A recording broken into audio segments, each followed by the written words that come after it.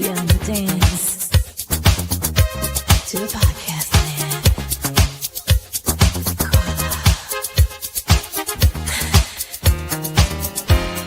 Beyond the beat. Beyond the beats.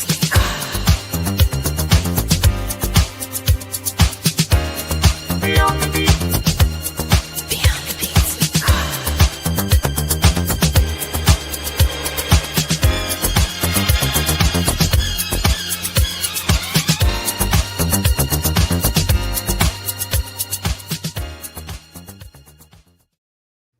What's up, Z family? Welcome to Beyond the BeatZ, the place where Zumba meets real life and real talk. I'm Carla, your host for tonight, and I am a ZQueen bringing you truth, rhythm, and that heart pumping community love every single week. This isn't just a podcast, it's a spotlight, it's a movement, it's a celebration of you, the instructor, student, ZAS, ZJs, leader, and game changers who make the Zumba world spin, shining a light on the people, the passion, and the purpose behind the movement. Whether you're joining me live, catching the replay, dancing in your kitchen, dancing in sneakers, or leading from the stage, this space is for you. I see you, I celebrate you, and I am about to kick this off in true Z style. Grab your water, turn up the volume, and let's vibe beyond the beats. This is my first episode tonight, and I am honored to have it with Nandan and Saldi. So most of you know you and Saldi as our zest in Connecticut, and tonight we're gonna know more about her. So who is Ansaldi? With over 40 years in the fitness industry, Ansaldi is a powerhouse of inspiration, innovation, and impact. She's not just AFAA and ACE certified, she is a trailblazer who's led stages around the world as a presenter for Zumba and her own signature programs, Hip to Strip and Confidence with Class. As a Zumba education specialist, ZAS, and has licensed thousands of instructors, I'm one of them, across New England over the past 19 years, mentoring the next generation of fitness leaders with grace, grit, and infectious energy. She's a trusted voice in active aging, a certified personal trainer, and a sought after speaker on mobility balance and fall prevention, and is known not just for the moves she teaches, but for the confidence she ignites. Her creative empowerment style connects people to joy, to movement, and to themselves. Get ready for a conversation with a true legend.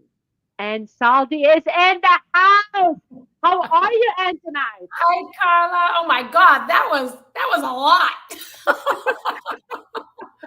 Well, I'm you good. are a lot, and that's such an honor to open a new podcast with you being here Uh, tonight.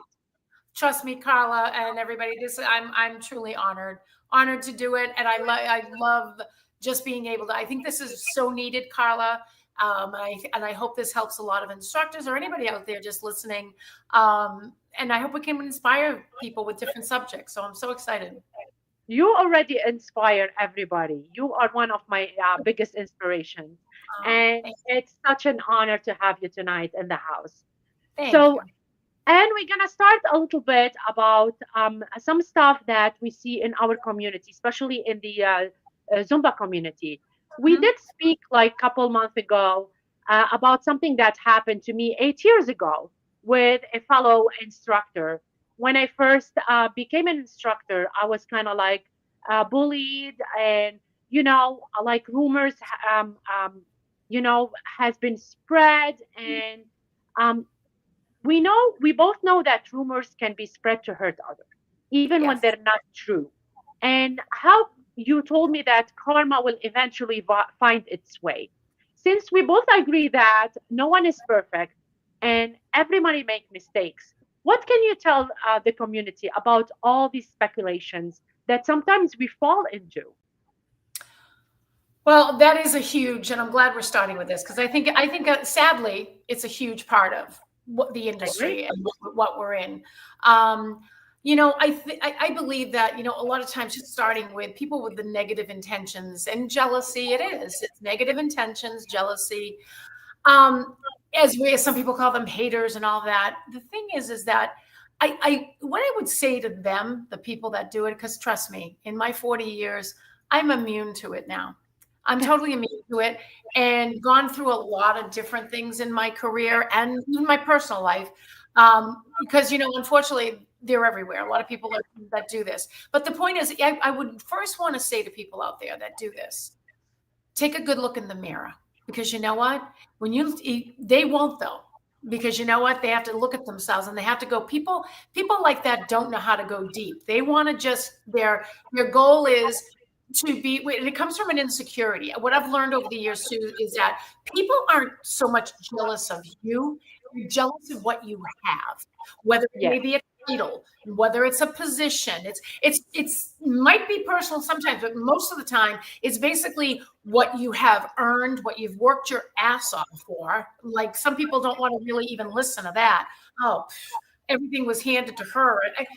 You know what I say? Yes, you, because we all worked really hard. You ask anybody with a title, whether it's a jammer, a zest, anyone, you work your butt off for that. But unfortunately, people that want to start bad mouthing rumors, or they get very, very bitter if they don't get something and they try out. When that's just a really sad mindset to me. It's a really sad mindset because they're never going to go anywhere.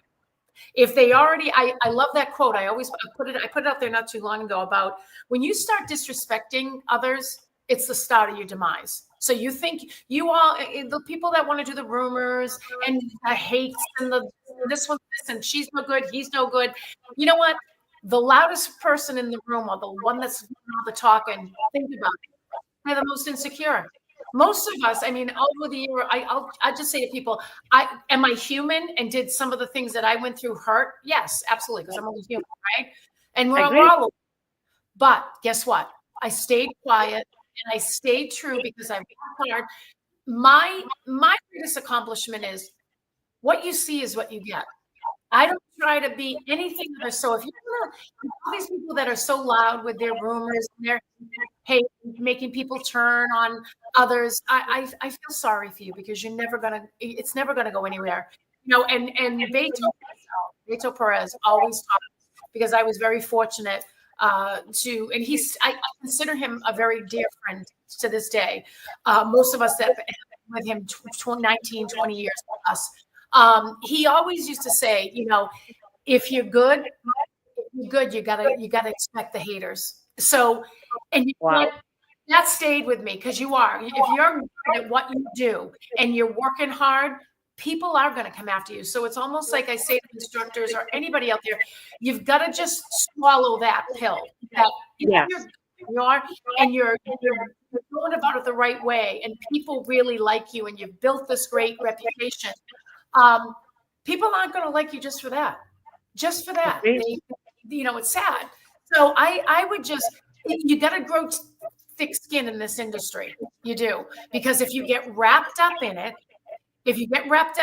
then you sink to their level. So I always stayed quiet. I let the mouth do their thing, say whatever they want, and guess what? If they only knew how transparent they are. Yeah.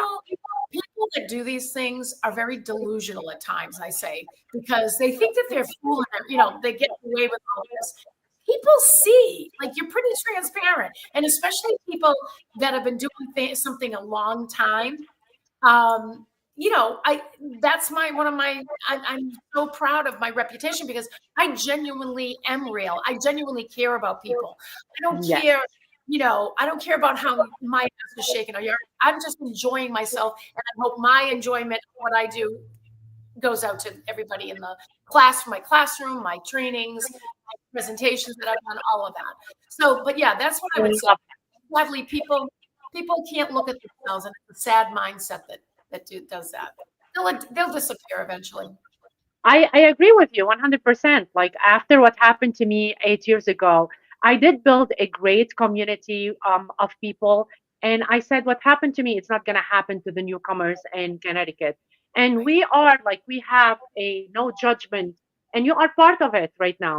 There's no judgment group that we can share and we can help each other into, Absolutely. appreciating the community. So Yeah. you need to own your stuff, because like you said, nobody is perfect. When No. you own it, you learn. When um when and and there's a power in words, that it can travel either to hurt or to build. And Absolutely. it's Absolutely. amazing that you said that your words are traveling to build instead of hurting. And And I would I love to love what see it you just more said about often. words. And I tell people all the time, be very careful what you say out there, whether it's on social media or Yes, no, we always, my friend Natalie Bayersdorfer, she's probably going to I listen to this, love her. right? One of my closest friends, who everybody I think would know, that she used to be a master trainer for Strong Nation. And she used to say to me, you know, think before you Yes.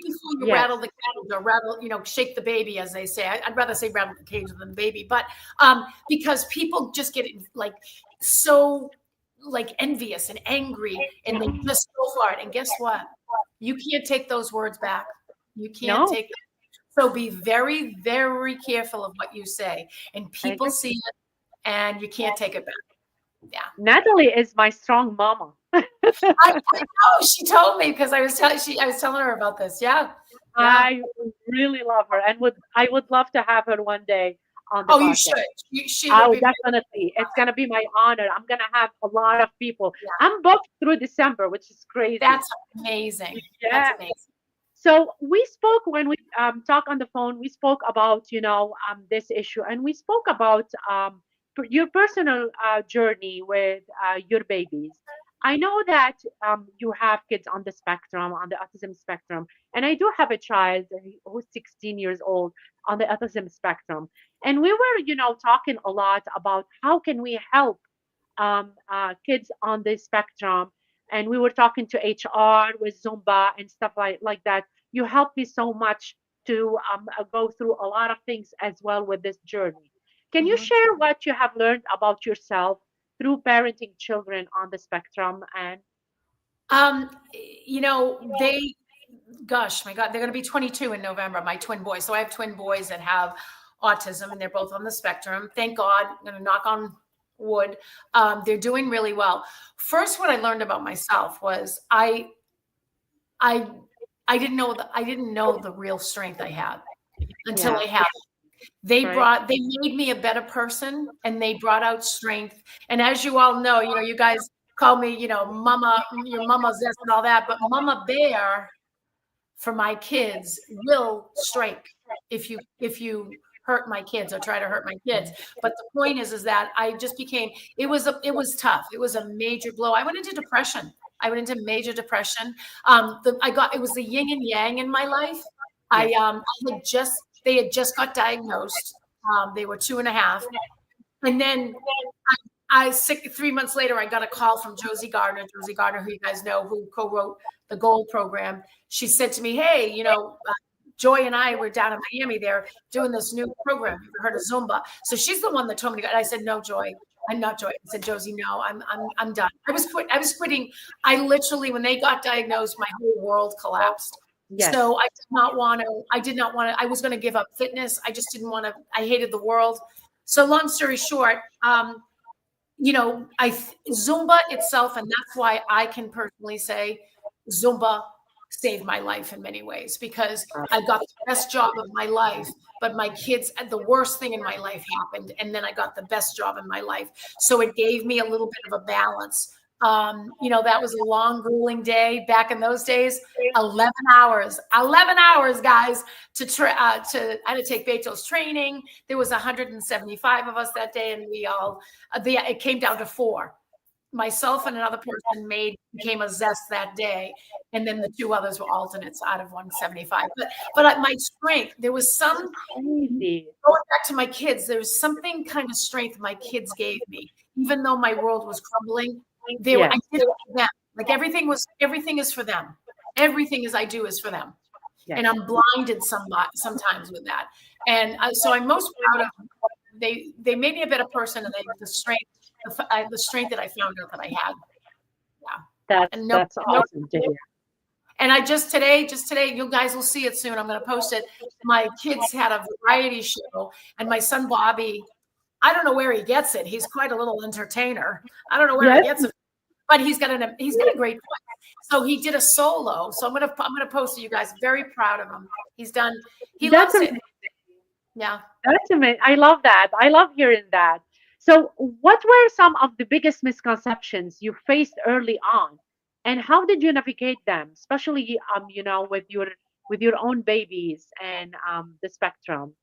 I literally thought, and they didn't tell me, but I literally thought they would be like in an institution, that my brain went like, that was 22 years ago. And autism was just coming out in the news a lot and all that.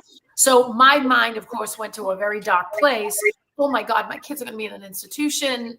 They're going to be, that. So your mind gets crazy. I will tell you one thing, anybody listening out there that has children or younger than my kids, be the best advocate for them, and never, ever underestimate what they can do. No, because they are incredible people. They are the purest. The world because we live in a crazy, hateful world these days. I like being in the autism world. It's a pure world. My kids don't know how to be mean to anybody. They don't even know when someone's being mean to them. So the misconception is, don't ever let anybody tell you, oh, your kid will never do that, or they'll never do that. If you work hard and be a great advocate for them and get them help and be by their side. And I did. My husband and I, if my husband and my wonderful husband too, we did it together, and we're so proud of them. Yeah. So never. I love that. Yeah. Never underestimate people with autism. Because I was told that my kid would never do this, would never do that. And I just brought him from college today. Right? So, yep. So I say to anybody that has a younger or just has gotten a diagnosis, just remember, I thought too, I thought horrible things, but oh my God, if I had that crystal ball to see where they are today, amazing. That's awesome. So Susan just said, Bobby gets it. Susan, I have no idea. Right? We all don't know. So let's talk a little bit about your foundations and your first step. What first drew you into the world of fitness 40 years ago? I'm sorry, what was the question? What brought me into the world? What first drew you into the world of fitness 40 years ago? You want to know who? Well, first of all, my parents danced. My mom was a tap dancer, and my dad was an incredible dancer too. So they did a lot of ballroom dancing together and stuff. So I had two parents. So I grew up with parents, and especially my dad exposed us to a lot of different music. He loved all kinds of music, right? As far as fitness, my sister, I have three older sisters. So one of my sisters was going to one of these, here in Massachusetts, they were called like Gloria Stevens, and like these little boutique all women studios. So she was going there for exercise. And she said to me, oh, you should come with me. And I was 18 years old. It was I'll never forget, it was the summer I graduated high school. And she goes, oh, you should come to this aerobics class. You love to dance, so you'd love it. She brought me to the studio, and I never looked back. Like, I fell in love with it. I'm like, oh my God, this is like great. We're dancing. Because those were aerobic dance days, back in the late 80s, right? So yeah, she introduced me to it. And then I did it part-time for a very long time. I became a certified instructor at 19, an AFA certified instructor. Oh my God. 19. Yep. And then worked full-time, did a lot of nighttime and weekend teaching. And then, I'm going to tell everybody something. I say it to a lot of people. Trust the journey. Sometimes when you try to question it, but things will fall right into your lap if you're lucky. And I was very lucky. When I say into my lap, there were just roads that opened up that I never thought would open up. From there teaching, at part-time, at the age of 30, I had been working for Reebok, and Reebok gave me my first chance when I was much younger, I did some modeling for their catalog. And what you're talking about? You're still young. Yeah, right. But the woman who did the photography for the catalog was taking my step class because I taught step a lot. So she said, "Oh my God, you're going to be in our catalog." And I said, "Great." Then she introduced me. So she opened the door. She introduced me to people. They sent me to Puerto Rico to do my very first fitness presentation. And I had the bug. I knew I wanted to go into education. I knew it because I wanted to be an elementary school teacher at one point. But so education did find me, but it was in fitness. So my sister showed me aerobics, and then it just went from there. Reebok, and then people I met in Reebok and Ava. Steve Boot. That's when I met Steve Boot years ago at Reebok. Yeah. He's awesome too. So do you have a picture with like aerobics we used to wear our tight stuff and the the underwear over?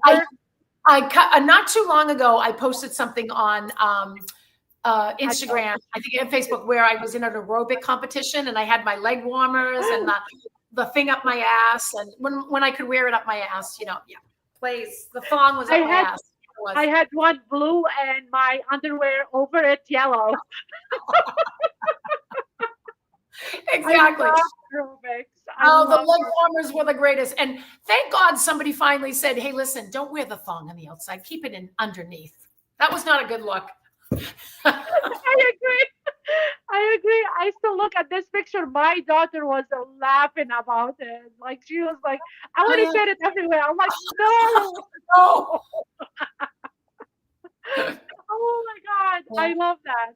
Yeah. So what were the biggest challenges in your early fitness industry?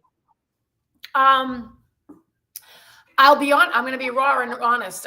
That's why all roads led me to doing like hip. I know we'll talk about later, but hip to strip and confidence with class. So even at my fittest of fit, and I was rock solid, like from my 20s and 30s. This back then there was still a stigma of you had to be the size of my finger to be looked at. Does that make sense? So being a curvy girl back in the 80s and 90s, and even though like I said, I was in the best shape of my life, still was always sometimes, even with Reebok, they would angle me a little bit and they'd go, let's cover her hip. I'll never forget it when I'm like, "Are you shitting me?" So with taking it all in, I think the first challenge would be if you were a curvy girl and you weren't the size of your pinky, and you didn't have ripped abs, you weren't. You not that anybody was super cruel to me, but there was always a little bit of you know what I mean? There was a side eye, exactly. Yeah, exactly. But that's why it was what that did to me is that built a monster, and a good monster inside of me. Because I said to myself, you know what? I'm going to prove this industry wrong. And, that's why to present day, even with Zumba, present day, I just love the fact that all shapes, sizes, all welcomed now. So I love it. That was the number one challenge. Honestly, I think that was one of the only challenges I think I can think of right now. When I say challenges, meaning challenges with, finding my way, and going into all these open doors. But that I think was the biggest challenge. But that happened that was happening for a reason, because that was creating hip to strip and confidence with class. Yeah. So when did you realize you were meant to lead others in this space? I honestly knew it. When I went to Puerto Rico for Reebok. I knew it. I'll never forget it. It was hot as hell. Oh my God. We were there in June, and there was they had this big fitness arena, but it was outside. It was it was outside, but it was like there was some shade. But when I tell you, and I'm sweating like bullets. And that's actually when I met Pepper Vaughn. I don't know if you guys remember Pepper Vaughn. He was a zest for a while, but anyways. So I was up on that stage doing my thing, and I had an aha moment. I did. I was probably like 25 years old, and I said, "Oh my God, this is what I want to do. This is what I want to do." I know. I know it sounds corny, but I can't explain it any other way. I just knew. I'm like, this is what I want to do. So by the time I hit 30, I went into fitness full time. Yeah. You fell in love with it. I did. That's it. So how did you first hear about Zumba then? From Josie Gardner. Josie Gardner, who, like I said, Josie and Joy Prouty and Josie Gardner used to work at Reebok. Yeah. So they were my mentors when I was doing a lot of some stuff for Reebok. So when I always kept in touch with Josie, and Josie had called me and said, Ann, Joy and I are going to work for this company now called Zumba. She goes, have you heard of it? And I'm like, yes, somebody else. Because like back in, that was what, 2000, I tried out in 2006. So like 2004 or 5, there was a lot of Latino music coming into, obviously aerobics and all that and fitness. And I was doing like a Latino groove cardio dance class. So when I went on to what do you call it? QVC. Josie's like, get on QVC and go watch him. And I saw him. I'm like, oh, isn't he cute? Little did I know that cute little Latino guy was going to be my boss one day, I'm like, oh, he's really cute.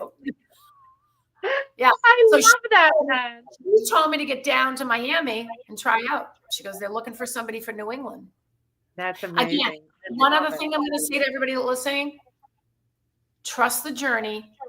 And I've said it to numerous people, timing in life is everything. Everything that has happened to me has been the correct timing in my life. Trust the timing too. Timing is everything. Because I know a lot of people are trying to become Zs or DJ and stuff like that, but maybe it's not their time right now. Exactly. So, and that's why I love the timing. Don't get bitter. Don't get nasty. No. Just, try again, but it might not be your time. It's not everybody's time, the same time. We'd all be having the same job if it was everybody's time at the same time. You never know. I agree. We're gonna bump into each other.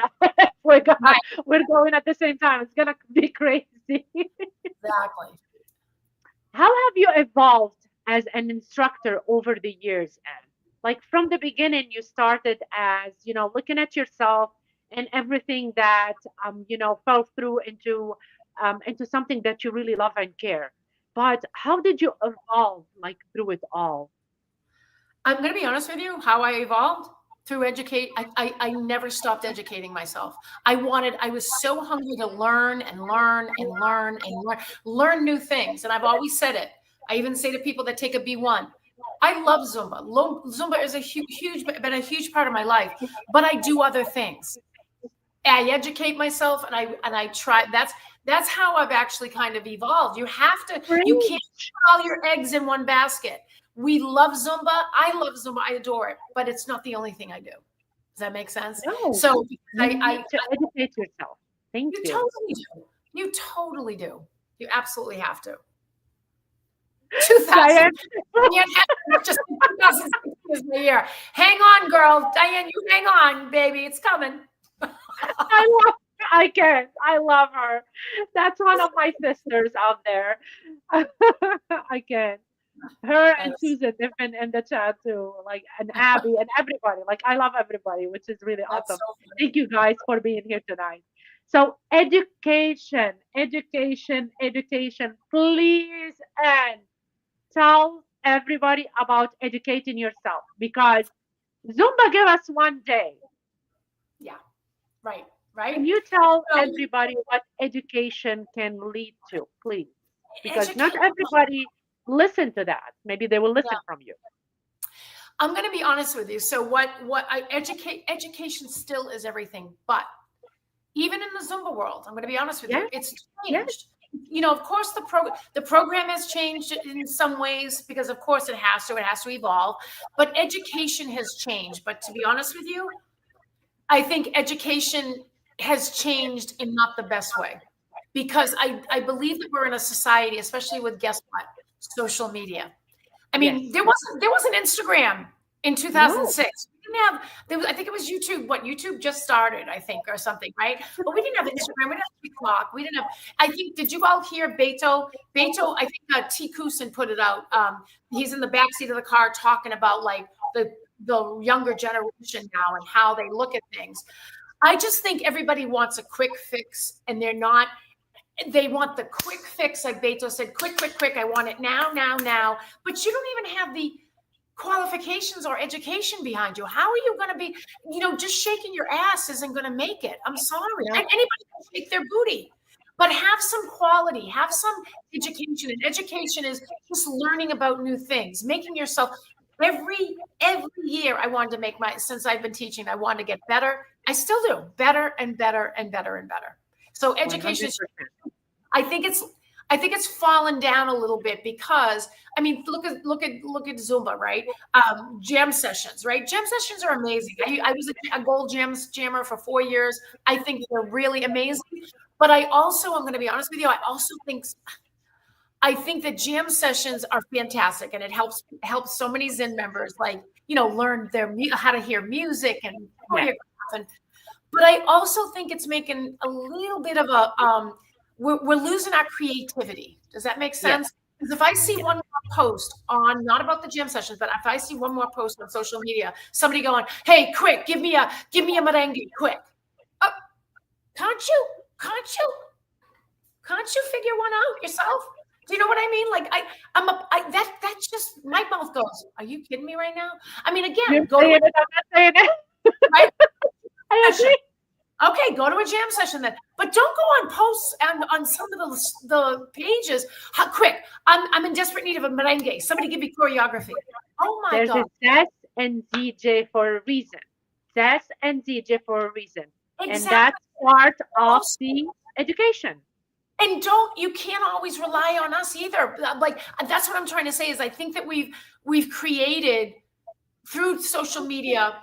I think that we've just created kind of no more originality. I mean, they're looking for others. I get that's what a jam session is all about. I get it. People that don't want to do it, they go there. That's one thing. But my God, the posts offend me more than anything on these pages. Quick, give me a quick merengue. Give me a quick this. Give me a quick. You can't. How long you been teaching? Can't you just put one together your own self? That just drives me nuts. Drives me nuts. So I think that, and nobody wants any more education. They go from a B1 jam sessions. That's it. So hopefully Zumba's educational department will start looking at that stuff. So pushing it out, because you cannot just go the B1 and that's it. You can't. I think we need major changes in the educational department because it's time. Meaning in what they're putting out there. I really do believe that. I think that I hope they do. Without saying any more, I just think I do believe that it's time the educational department has been kind of tweaked a little bit so that we can get people. Nobody wants to stay. The only reason they stay for 8 hours because they have to do the B1. Other than that, I mean, think about it. Now nobody can even sit for 3 hours. They have to have a mini jam. I mean, are we all suffering from major ADD and ADHD? Nobody can say, seriously, that's what's the crazy part is happening. But again, we have to adjust, and I hope that Zumba does adjust the education. We do have to adjust, and sometimes I do believe that people need to point on themselves as well. If I am not doing something correct, it's not the word in front of me, it's me. What am I doing wrong? What am I doing? Am I doing everything that's correct? Because as we said before, 8 hours will not give us the opportunity to be teachers per se, but we need to plan to educate ourselves more so we can become our best self. Exactly. So and that's why I'm glad Zumba, because they never had a relationship with AFA. And I'm glad that they finally have that deal. Because even from the day one, we always promoted that. Just what you said, Carla, that you take a B1. You should see the new people's faces that when I say to them, I got news for you. This is not the last thing you're going to do and be a wonderful instructor. You got a lot more stuff to learn, but you're right. I think, we have to have that, but I think there's got to be other ways that we can come up with giving people quick education, but that people get stale. See, to me, I never wanted to be stale. And people get stale if you can see it and you can tell if they're not educating themselves or they want to learn something else, something new. So and Josanna saying something, and you were my mama for pro skills. Pro skills. It's the best class I ever taken. I don't get it. Right. You know, like Kyle and I did one in Massachusetts, but I couldn't be there because I got the flu back in Yeah. the late winter. And there were only 8 people there. 8 people. 8. That's the most important thing. It is. The They don't most get it. important. But they don't. I hate to say it. They don't care. They just want a quick fix. I need to do this. I need to do that. They're not. I mean, God, when we first came out with Pro Skills, again, honored to do it with Steve Boot and Donna Giffen. The first year we did it at ZQueen together, there were 850 people in that training. Donna, it changed my life. It changed my life. Yeah. And that did really work for a while. So I hope to, and Josan, I know you've been asking. So I know we're gonna get another one in, but I was just like, are you kidding me? 8 people. There should have been 20 people in there. You know? Yes, I agree with you. Yeah. So maybe this, the podcast will like tell people a little bit more about what's important, what's not in the Zumba community, because this is really important for them to hear it from someone like you that have been, for 40 plus years in the industry. Like pro skills is important. Managing to keep yourself educated is really important. The good way, definitely, not the bad way. So it's super important. I'm sorry. Yes, go ahead. But there's one thing, because Steve, I had a conversation with Steve Boot maybe about 6 or 7 months ago. We were talking, and he said, yeah, about education, how it's changed. And I hate to say it, and I don't mean to sound like an old lady, because I get it. An old dog can learn new tricks. Trust me. Just because we're older, we don't want. They say an old dog doesn't want to learn new tricks. Yes, we do. But he said the same thing, that he has seen it, and he's the creator of Pro Skills, Steve Boot, right? He goes, yeah, people, the Zen members aren't interested. They want the quick fix of a jam session, or, something, give me something on social media. That's unfortunately like where we are right now. And they have no idea how important it is to take that pro skills. I mean, and we also, somebody else, Carla, was it you and I were talking about it? Like somebody said to me, or somebody posted about queuing, I think, right? And I said, well, no one's queuing on social media. So that's why nobody pays, nobody's doing it. I look at people do their videos and I'm like, so you're just performing it. Great. Okay. Well, you look great with your posse that you practice for 8 hours to make that look great. But do you know how to teach it? Do you know what I mean? Like, I'll always say that. Can you teach that? You just performed it. Now take a group of the general public and see if you can teach that. People were laughing at me because I still queue.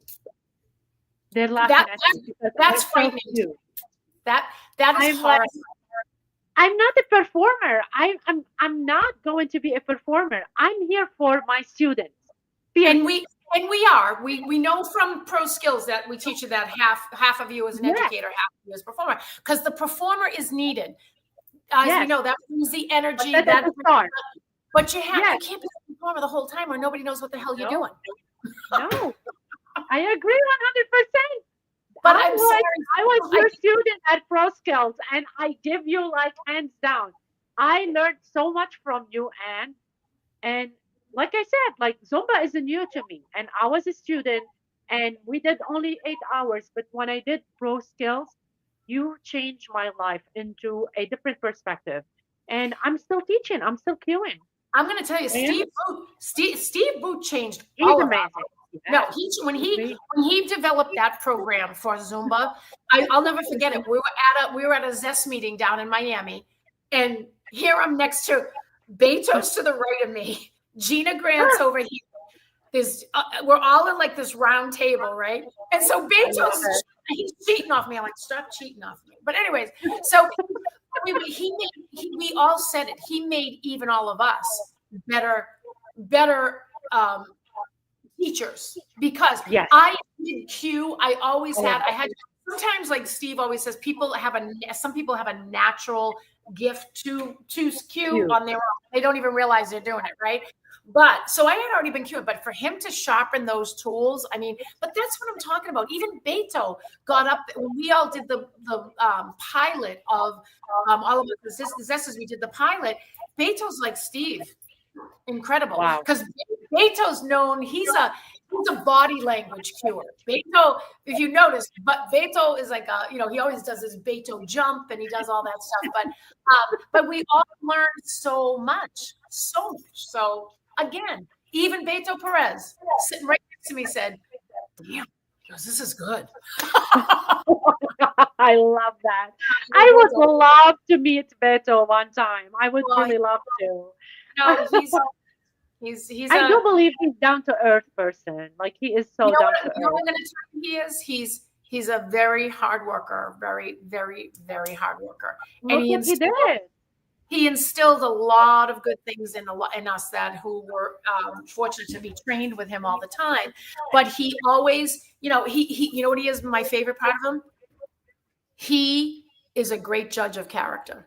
Oh, he used to, you guys that are listening, some of you, I tell some of the stories and it's like people are like, I go, yeah, he would call people out. Like if their egos were the size of Texas, right in front of everybody, he'd call them out like, hey, that's what about him. I know I love him. I love him more right now because you need to be honest with people.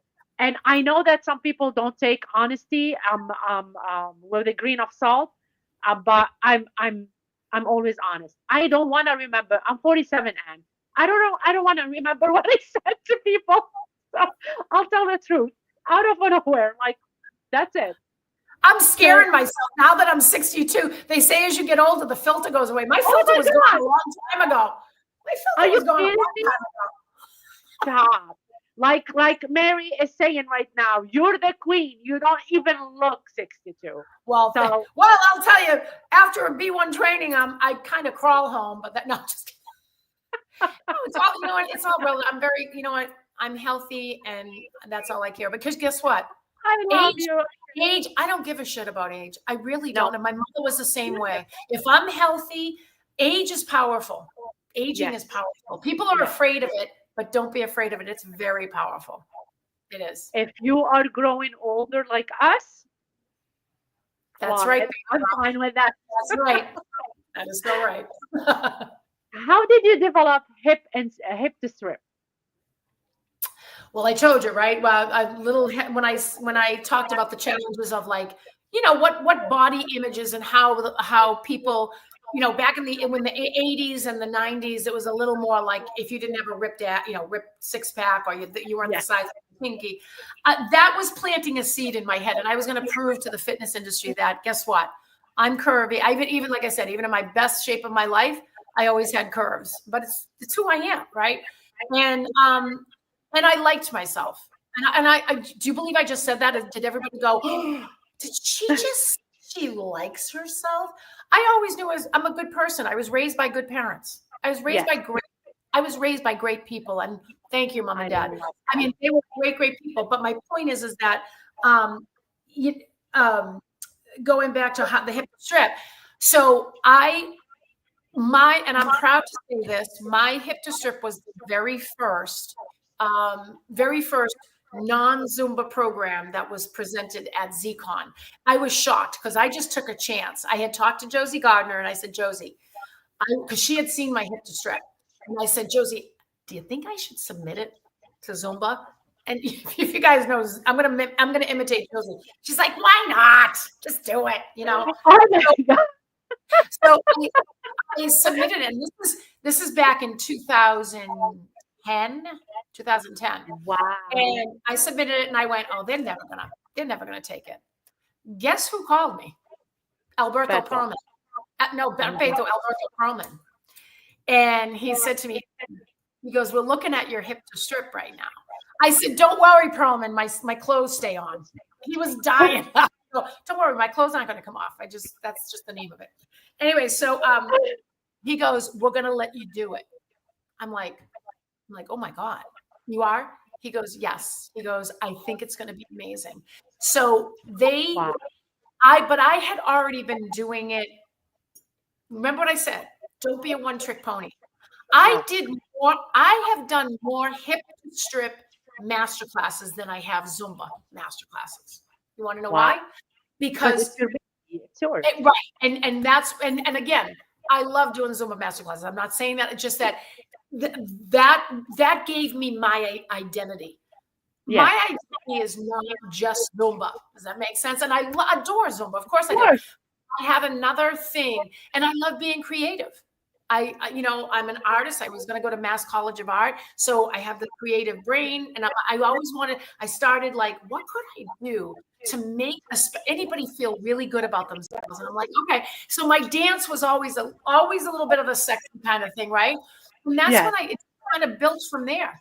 It built from there. And then Liana Veda, you guys all know Liana Veda, another one of my closest, very dear friends. I said to her, she had just become years ago, and she had just become a jammer. I said, you've got to come to, and I had my studio at this time. I said, Liana, you've got to come to my studio. Please look at what I'm going to do for convention. And she was the best. She was one of the first ones on stage with me. And I go, was that too much? She goes, no. Yeah. And they also, I'm very proud. They gave me one of the awards Zumba gave me was breakthrough brand a plaque. I have breakthrough brand, and I'm happy to say that Gina Grant, who I adore and love, I adore Gina. After that, and then you got Zor, who oh my God, he's my spirit animal. I see. And those, somebody like Zor too, who's younger, and he's the most beautiful soul. And every time he hugs me, he said, "Thank you for letting me do," because oh my God, they accepted you to do it, and it's a great feeling to be able to open the door for everybody else to have a sexy thing going on. So yeah. I love that. So you saying that you need your own personality, which I don't see it. And we both spoke about that at some point. We don't see that own personality. And I do believe when you want to become a Zest, when you want to become a ZJ, people don't want to see copycats. They want to see your own personality.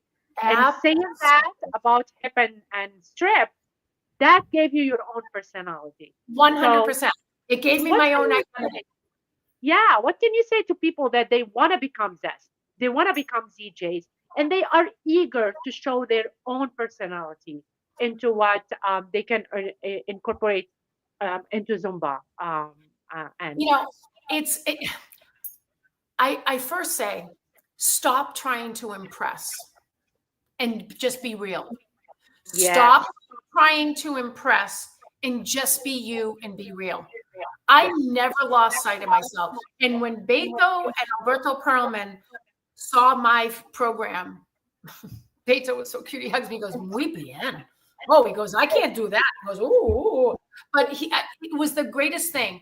I never tried to impress people. I always found humor. My parents were funny too. And I love humor because my mother used to say, if you don't laugh, you cry, which is so true.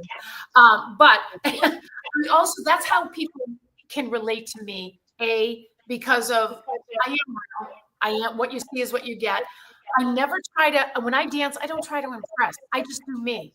I feel that music. And my goal was always to make people feel what I feel when I hear that music. I'm not out to say, look how amazing I am, and look at how my ass moves. Some people sometimes don't even realize that they're doing that. And it's a turn off. I agree. It's a turn off for me too. Beto has said it to people to their face. Stop your ego and find yourself. That's what he would say. He says, stop your ego and go find yourself.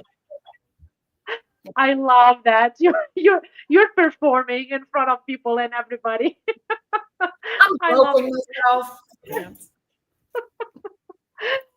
So I want to jump into a little bit of legacy leadership and the future. And so how do you want your students to remember you? I want them to remember me by how I made them feel. It's just that's saying how I make them feel.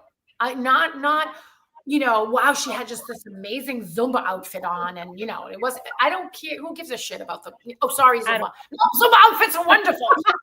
We love the outfit, but I know what you're saying. Definitely. Your new jean line is lovely. So sorry.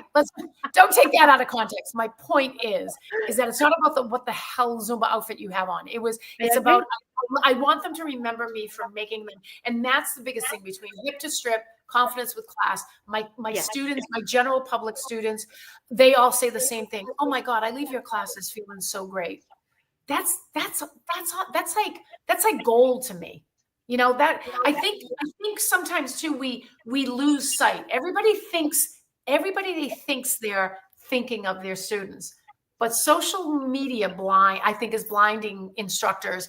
And I look, like, even when I said I look and I watch people do their videos, that was a performance. What if I was some Joe Schmo watching your video? Oh, that's amazing, but I could never do that. Do you want, that's what I can know. Yeah. the general public will look at you and go, oh, that's just amazing, but I'd never be able to do that, and walk away. I want somebody to look at someone queuing and going, oh my God, I can follow this person. I would love to take their class. But I think social media has just ruined like that kind of realness, and people are just going for the look of, oh, look at how amazing I look. You know, sad. We've lost that. We have lost that. I do love social media, but there's a lot of negative than positive. Because people nowadays, it's me. Look at me. Someone was laughing at me at some point that you always smile. Okay, people needs to see that. They need to see your smile, and they come for that smile. So, Susan, we need hip to strip in Connecticut. Yeah, we baby. should. I'm serious. Let's do it. Let's do it. I have the place. I named it because as I got older, I'm like, I don't know if now that I'm 60, do I know hip to strip? So that's why hip to strip is confidence in class is kind of the more mature hip to strip. Why not? We can do confidence in class and in Connecticut. We should have this. I will. I'll come and see you, Susan. Yeah. So are you chasing still any dreams right now, Anne? I am. That's the thing with, at 62 years old, I never thought at this age that I thought, oh God, I'll be done with fitness and never try to plan your life, kids. I'm always working on the next thing, even though still with Zumba, but the next thing is, you know what? Yeah, I would love to do more confidence with class type of things. Now going into the active agers world, I adore it. I've gone back to personal training. I renewed my personal trainer certificate during COVID, and something told me now I personal train senior citizens, which they are a love, and I teach at like a couple of senior centers, like community centers and stuff like that. So they've asked me to do. I've done presentations. My mobility, balance, and stretch class has 70 people in it at the community center. 70 people. Yeah, and that's not to say, oh, aren't I wonderful? I'm just happy that so many active agers out there that are craving it. Craving that kind of stuff. Yes, they love Zumba and Zumba Gold, but trust me, like this, that's why I learn other things. Take a balance mobility class or circle mobility that we have in Zumba. I just teach I have 15, 16 classes a week, all different. Wow. That's amazing. What I'm working on, to just go in the next, I'm very, very grateful to be able to be upright, even at this age. But I've never felt better. I just mentally, especially mentally, physically, number one. Mental is number one. I love that. I want to talk a little bit about community and connection, because we're running out of time, and I don't want to. I'm gonna keep going at some point. Okay. But and I'll make it shorter. Let's make it shorter. The answers. Let's see. Let's talk a little bit about community, because community means a lot to me personally.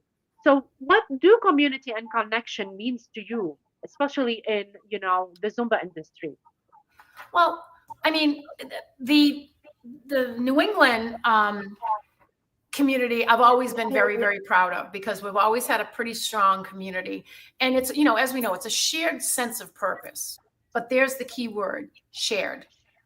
And it's also to create strong bonds. When I haven't seen some Zen members that I trained 15 years ago. I haven't seen them, but even on my birthday, to see them like reaching out to me, it's you always have, like I said, it's that strong bond that, oh my God, you trained me 15 years ago. And but the point is that I think as to present day, I think it's good, but I really think that when you take on a title, whether it's a jammer, whether it's a zest, whether it's a ZQueen volunteer, Yes. you have to be on a neutral playing ground.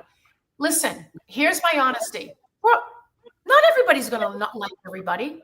I'm sorry, that's the way life is, right? Not everybody's we don't all have to be best buddies and all that. We different personalities. We all get it, right? But you cannot, if you take on a title like that, you cannot start favoring one and then not, posting for this. And you have to be careful of that. I'm still very proud of the community, but I think we just have to be really careful of how some ZCom, and I'm talking not just New England, but how you see other communities too. You got to play on a neutral field. Even if you don't like a person, you still have to be neutral and promote them, or you have to be, you can see it. Sometimes it's a little transparent with some, but other than that, I believe that New England is very strong. And God, 2006, I was calling people on the phone after I became a zest. People are like, you want to do what? What's Zumba? And the communities that way from 2006, and I'm super proud of it. And it's but I think in the present day we have to be a little careful with when you have just all my recommendation is to stay neutral and if you don't like the person, you have to just how you doing. You're not trying to be fake. You're trying to just be. Because all eyes, even on ZCom reps, all eyes are on you because the Zen community relies on you, and you guys do a great job of promoting ZJs and Zesses and all the people that come in here. But you also have to be careful of how you're putting it out there because people see it. Thank you for that. I really appreciate it.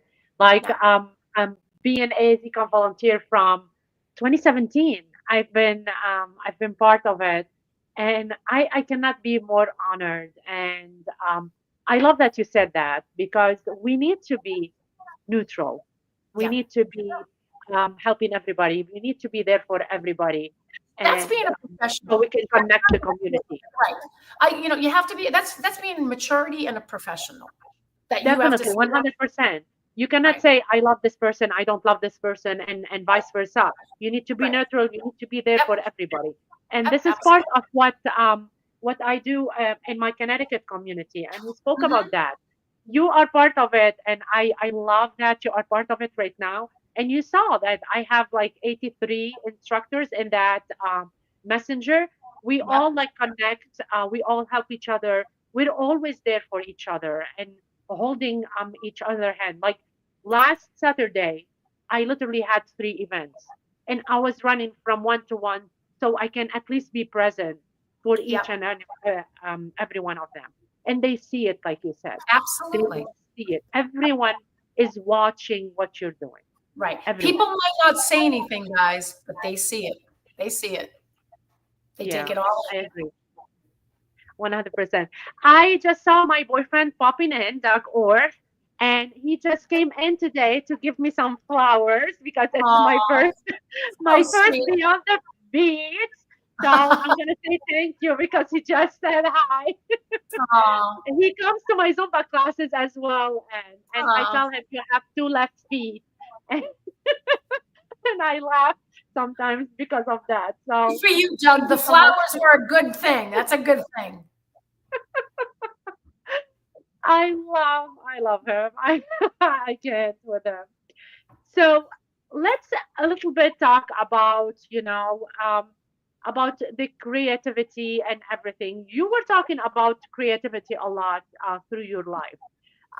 So what role has creativity played and sustained your career? And creativity for me has been everything, because like I said, I never wanted to get stale. I never wanted to be stale. Even to this day, like when I teach my seniors ability balance, it's a different class every time, because I love just being creative opens many doors.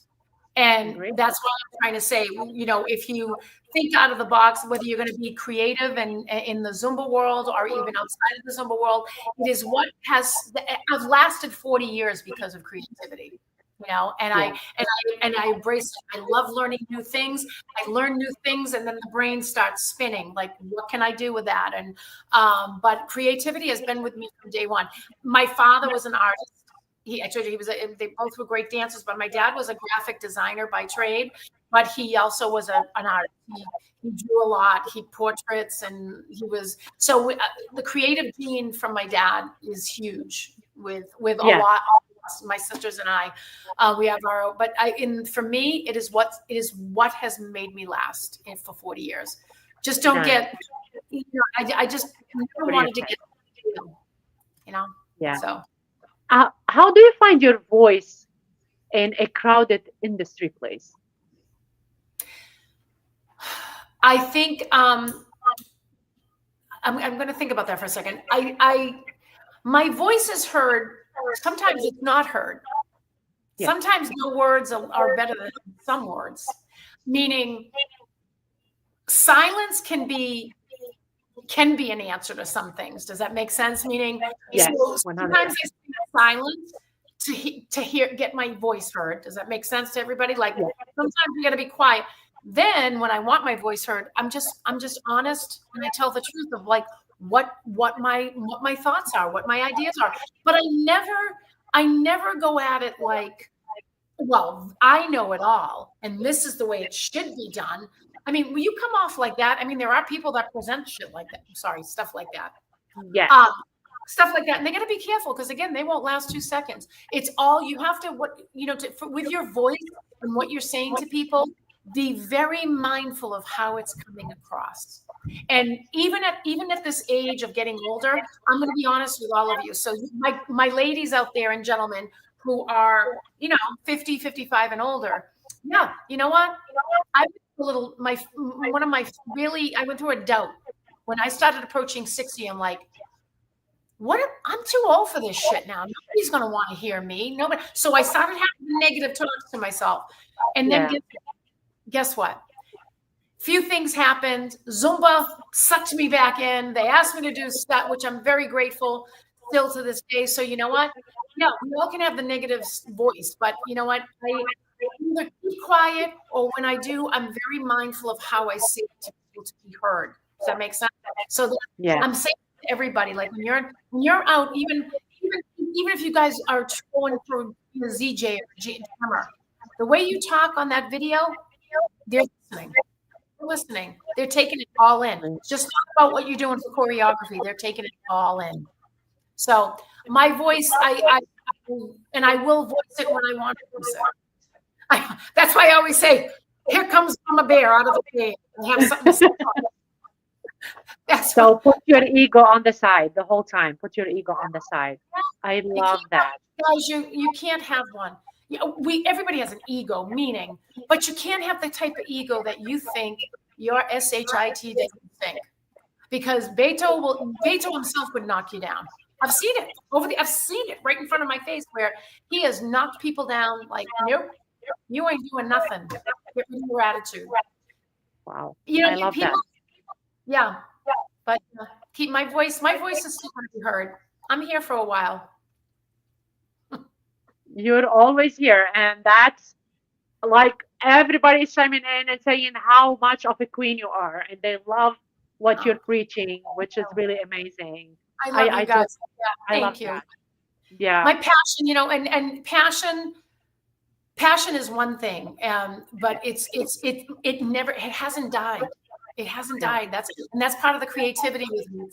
Even though maybe I'm starting to go down a different road as I get older, but I'm going to embrace it. I'm fine. I'm happy.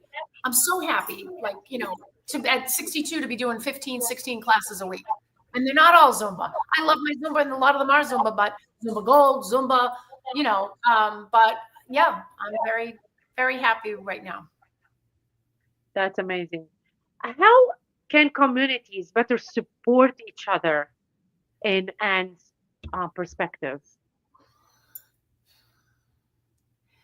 Just work together.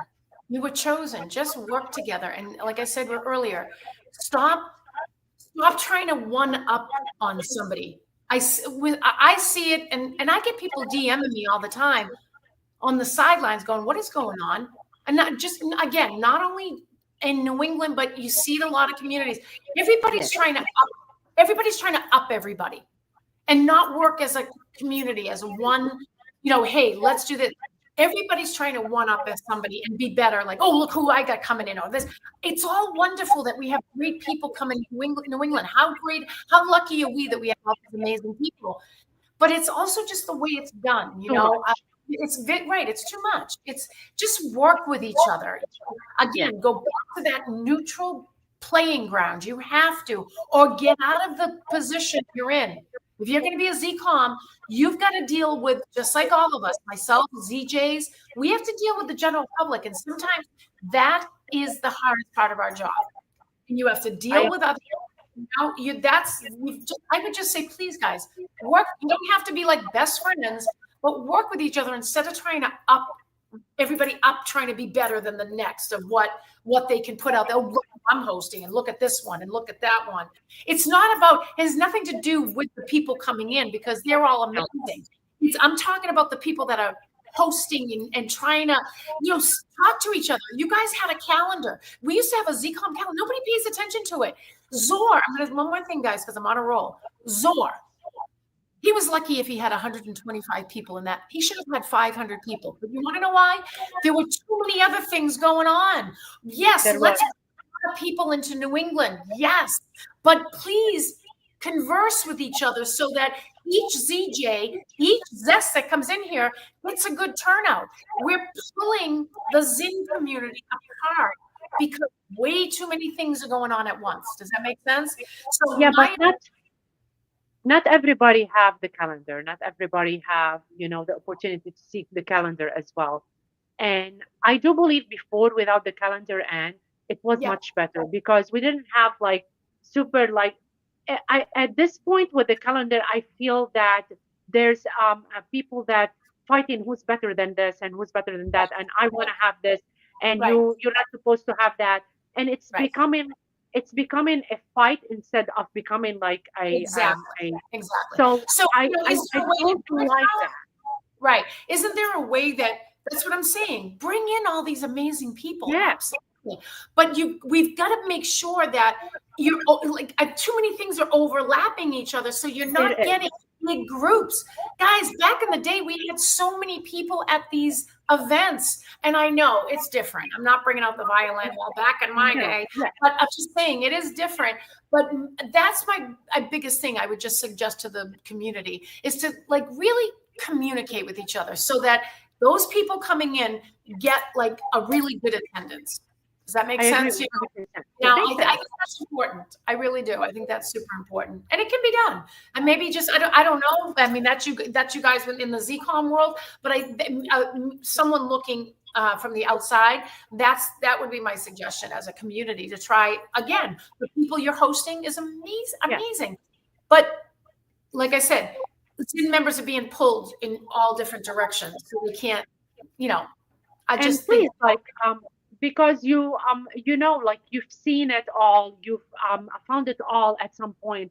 If you have anything to say to the ZCOM volunteers that we can help you as well, and this is such an honor. Talking about it right now, it's different from just seeing it. We have someone that knows it all at some point that can help the ZCOM volunteers, maybe help you, or you can help us as well to see what we cannot see.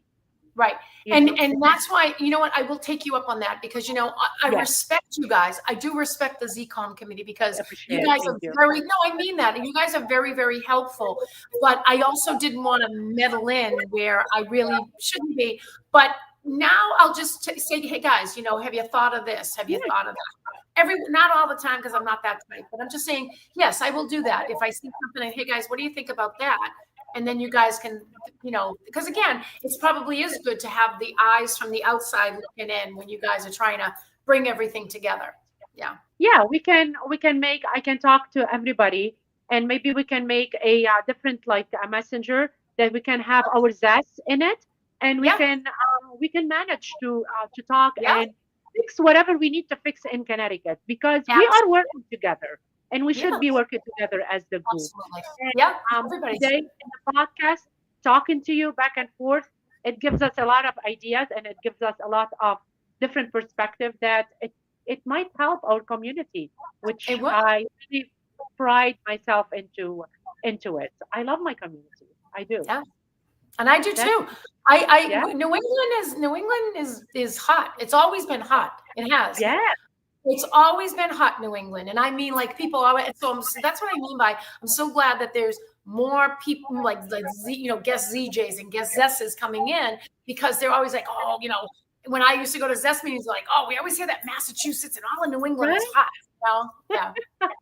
Yes, I love that. I Yeah. love that we spoke about that, and your ideas and perspective. That's something awesome.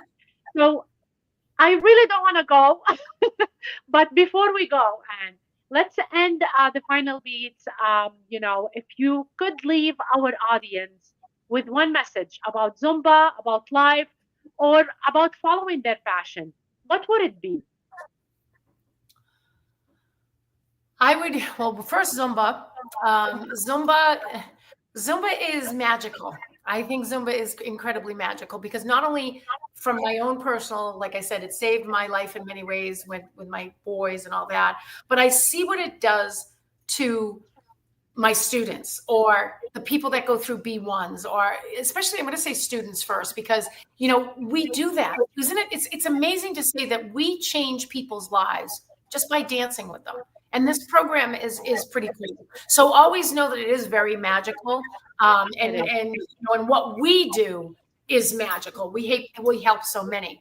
As far as you know, I think you said going after something. It doesn't matter.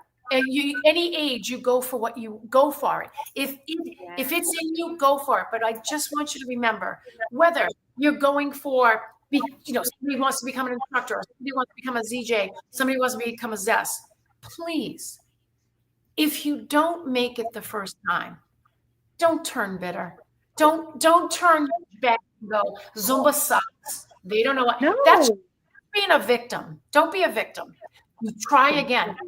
Laura Lanny, who was another one of my very good friends, 3 or 4 times she tried out to be a jammer. You guys, did she give up?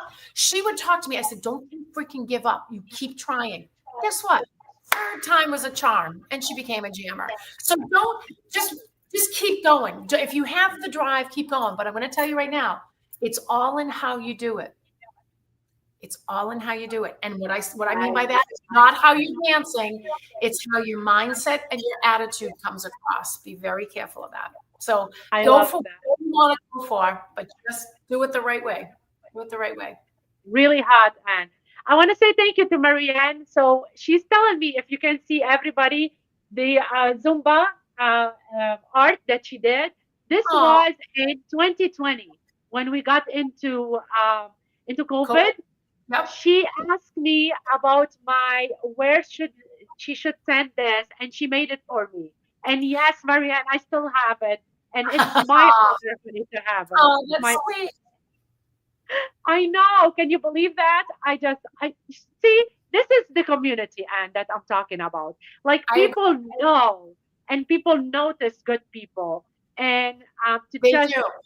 to bring a smile on my face every now and then. I love it. I love Guys, it. energy never lies. People lie. Never.